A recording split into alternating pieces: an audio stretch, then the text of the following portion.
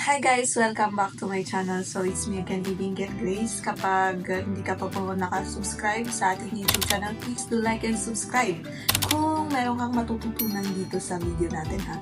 So for today's vlog, pag-uusapan po natin ang difference po ng pag-ibig sa kooperatiba. Pag-ibig in P2 investment ha.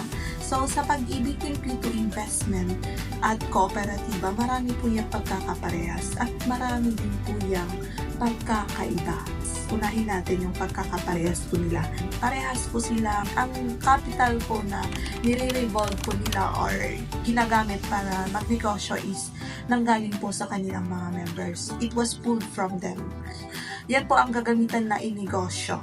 So, sa kooperatiba kasi, ang negosyo po doon is pwede ka po magnegosyo ng iba't ibang mga negosyo.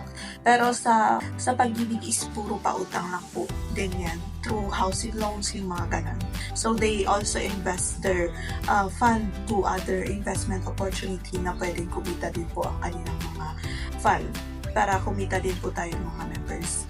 Isa pong pagkakaparehas po nila is may binabalik pong dividendo papunta sa kanilang mga members.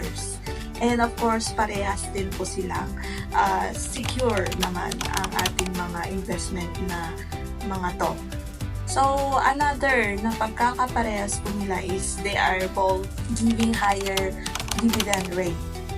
And yun nga lang, ang pagkakaiba po nila is hindi po namimigay si pag-ibig in P2 ng patronage fund. So, if you are, kapag hindi ka naman pwedeng umutang kasi sa in P2 investment, ang pwede naman natin utangin is yung sa ating regular pag-ibig investment.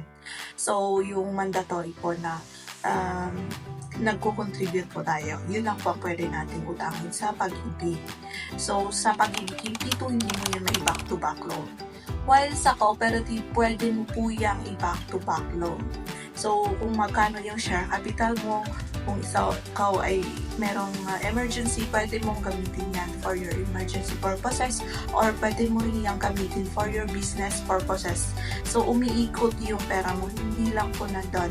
So, while your money is naka-invest sa cooperatives, syempre ginagamit mo din pang-revolve ng inyong mga negosyo, di ba? Yun po ang pagkakaiba. Isang pagkakaiba po ng cooperatives sa pag-ibig in P2. Marami pa po silang pagkakaiba. So, yan lang po ang ating video for today. Salamat po sa pakikinig. And if you learned something from this video, please do like and subscribe. Get Grace, saying share is caring. Bye. See you.